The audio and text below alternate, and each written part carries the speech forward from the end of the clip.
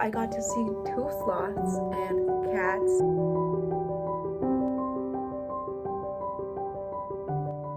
Hi everyone, welcome back to the channel. This is going to be my first video in my new series of painting what I'm reading. I'm hoping I've come up with a better name for that. You will have seen it in the title already. If not, then I also apologize if I sound sick. I hope I'm not getting sick. I think it's just that I'm allergic to chlorine. I have swimming classes every Friday at 7 in the morning. It's an outdoor pool. No matter the weather, we gotta get in. It's a cold pool. And today it rained the whole time we were there, which I guess doesn't matter. Like, you're wet either way, but it did make it 10 times colder. I was shivering the whole time. My nails turned purple. It was fun. It was very fun. And I think I am slightly allergic to chlorine because I end up sneezing the whole class and then like afterwards, and I'm just exhausted. But I'm pushing through because I'm so excited to start this new series. I will be reading Somewhere Beyond the Sea by TJ Klune. And just as a disclaimer, in a previous video, I did mention I was super excited for this book to come out. It came out September 10th, and I have loved every other book by the author that I have read. However, I was not aware of the controversy that was around the author. And so once I had uploaded the video, I became aware of it through some comments on Goodreads, I believe, and decided to just do my own research to decide whether I was going to continue supporting the author and continuing to read his books or not. After doing research, and I also want to give a disclaimer that I am not a professional whatsoever in this topic. I'm not an expert in this topic. I am continuing to learn and hoping to educate myself more and more each day. So if anything I say is wrong, please feel free to correct me, and please feel free to give me your opinion on the subject. After doing the research that I did for myself, I have decided that I will continue to read TJ Klune's books. To give a little bit of a recap on what the controversy was, his book, The House in the Cerulean Sea, the author has mentioned that one of his main inspirations for the book was the Sixties Scoop. Once again, I have never studied this. We were not taught about this in school, which I think is ridiculous, but I will leave articles down below with more information if you want to, do your own research. TJ Klune is a white American cis guy, and so the controversy relies on the fact that it's not his place to share these stories. It's not his voice that should be heard when it comes to these kind of stories, which I 100% agree with. I'm a believer that there are certain stories that belong to certain communities and should not be told by those who are privileged above them and have never experienced those situations or that life, if that makes sense. For example, I could never write a story about what it's like to live in a black body and have to live with racism and discrimination because of the color of my skin. That's not a story for me to tell because it's not something I have ever lived, and therefore no matter how much research I do, no matter how many people I interview, it's not something that I have personally experienced, so I wouldn't feel comfortable talking about or writing a story about. And I don't think I should. There's just so many more things to write about. You don't need to be stealing these places or these voices from those who deserve to tell their own story. However, when it comes to TJ Klune, I don't believe he is doing that. With The House in the Cerulean Sea, he did mention he was inspired by the 60s Scoop, as well as being inspired by, and inspired is a hard word to use because yes, we can find inspiration in both beautiful things as well as in horrific and painful things when it comes to creating art. And I think as humans, we are allowed to find inspiration everywhere and anywhere. And what truly matters is how that is then executed in our work.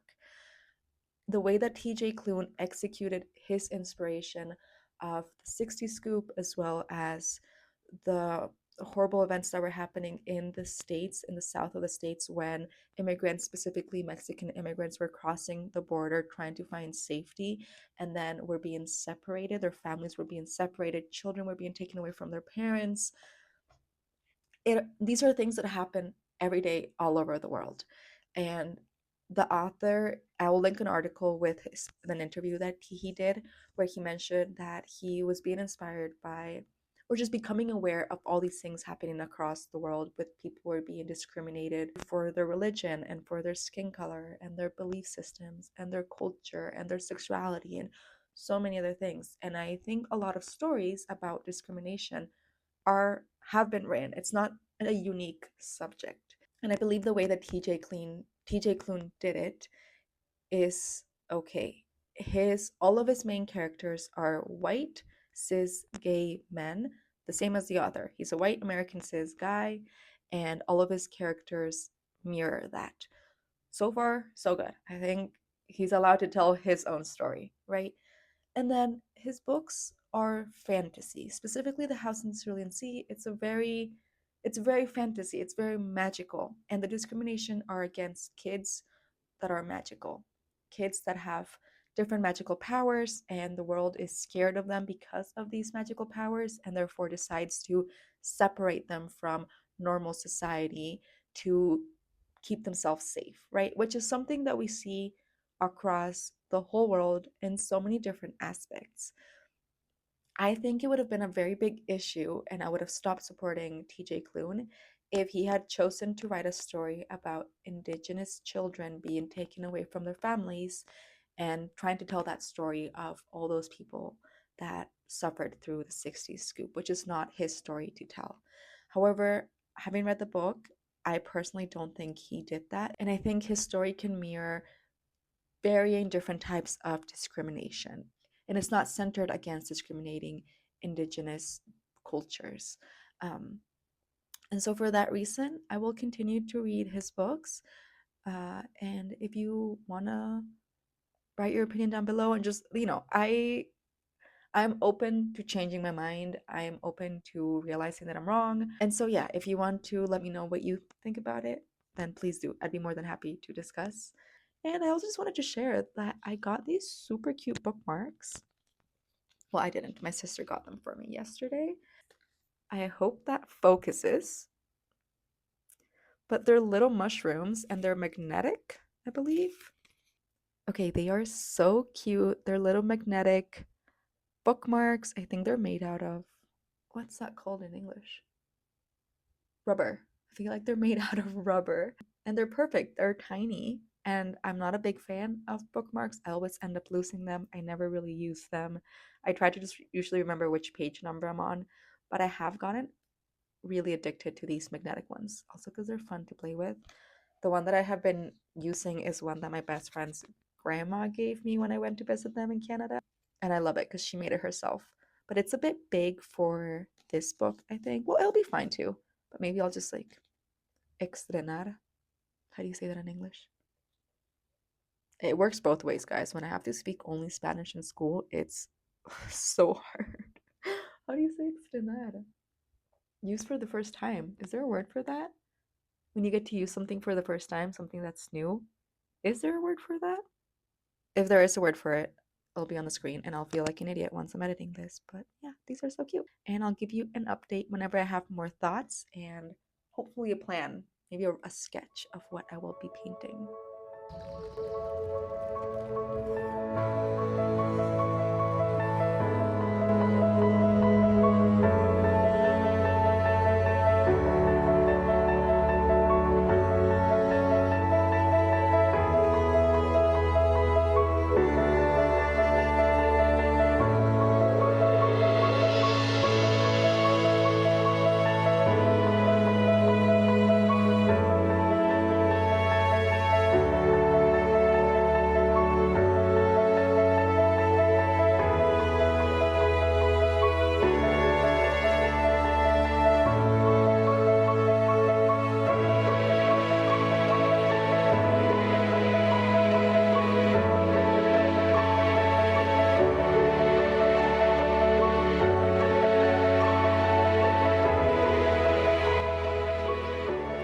Okay, so this is my little setup. This is the best I could do on my desk, which is not very big and extremely crowded right now.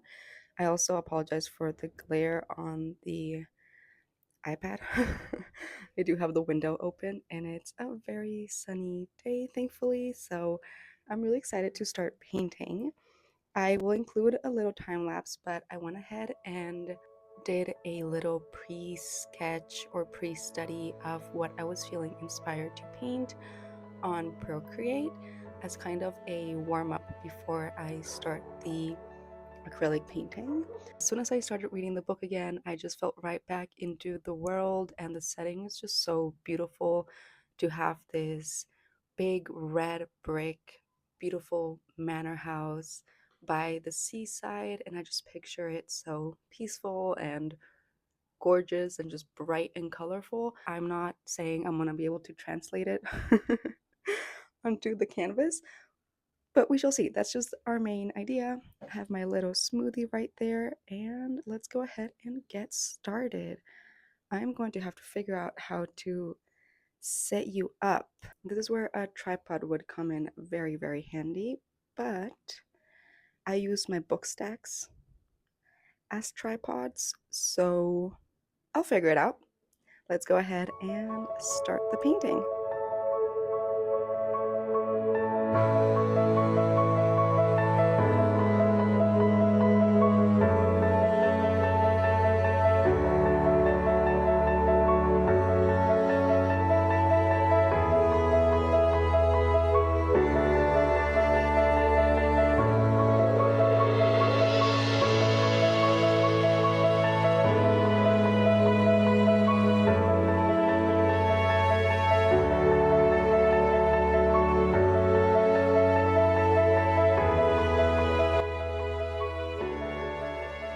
Okay, so this is as far as I'm getting today, I believe. I might try and paint a bit more in the afternoon, but just really depends on how busy I end up being. I do have a bit of homework to get to. Pretty happy with the progress so far, especially it being the first day only. I am excited to get more into the details. I was, just trying to set the main idea of it. I've already noticed quite a few mistakes that I will be trying to fix next time I sit down and paint.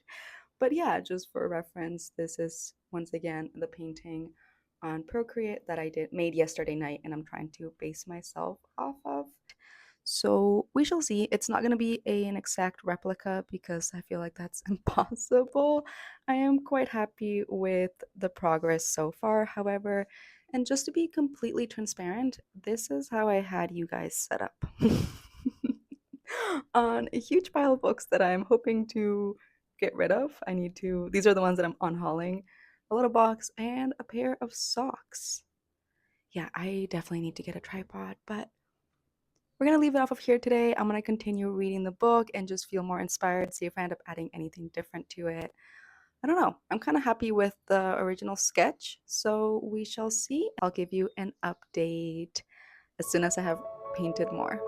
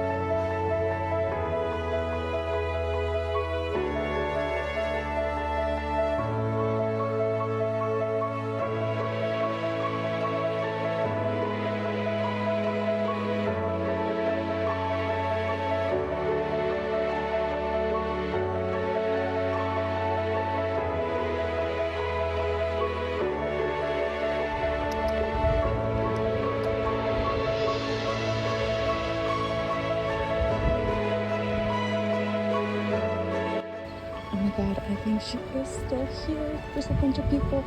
I'm gonna get some cute videos for you guys.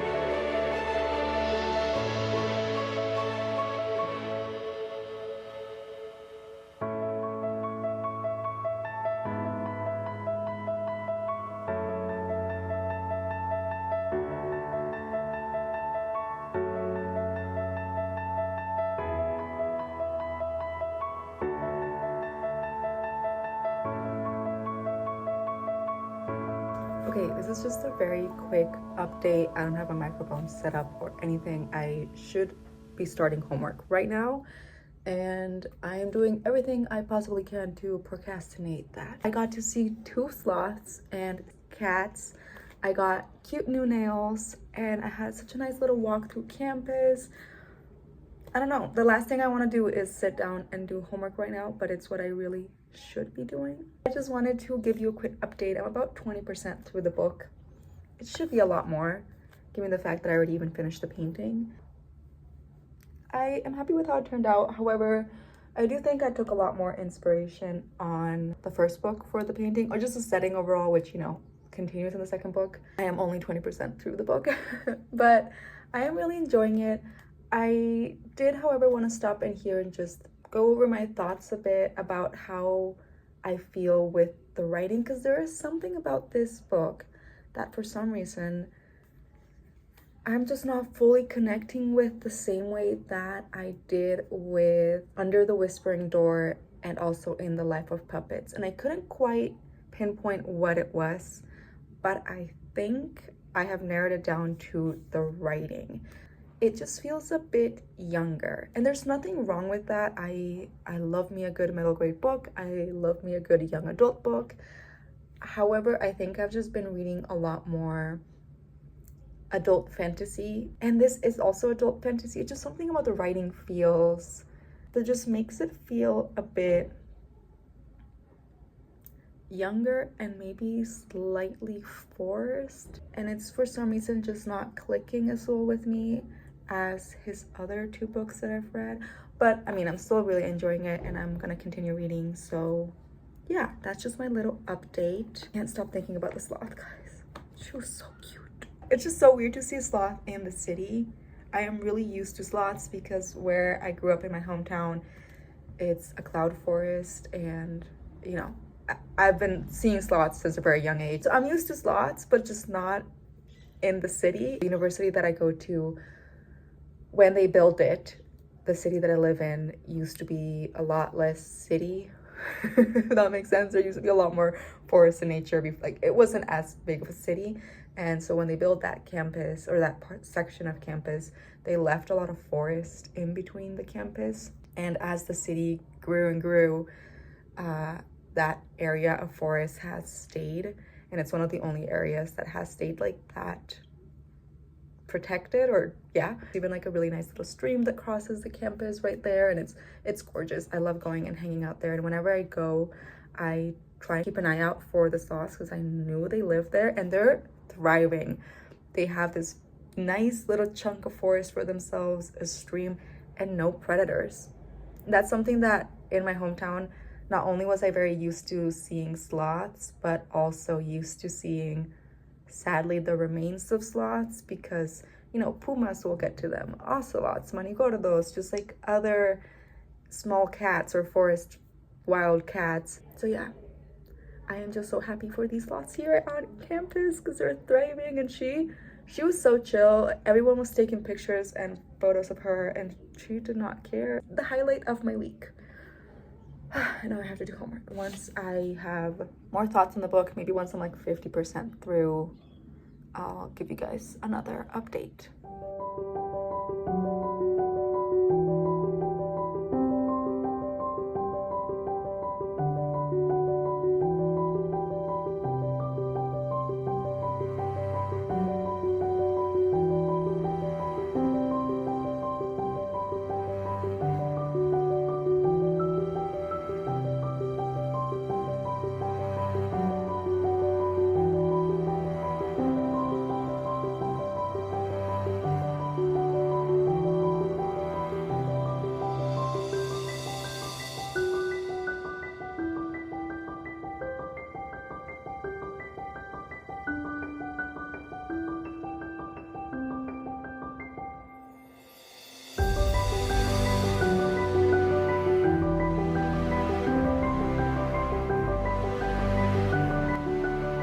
I finished the book.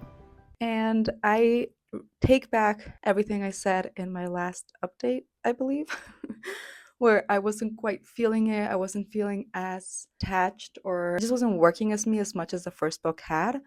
I take that back. I rated it 4 stars, just the same as the first book. I think it just took me a little bit to get into it because I have been reading very different books before diving into this one. I just finished listening to Anybot, which I'll talk a lot more on my September wrap up, but it was just a very big jump from more dark themes into, and not that this book doesn't cover dark themes, it does. It's a great conversation on queerness and on discrimination and on adoption and on found family and just so many different things. Like there are some dark, not dark, there are some deep themes in here, but it's done in such a loving, kind, heartwarming way.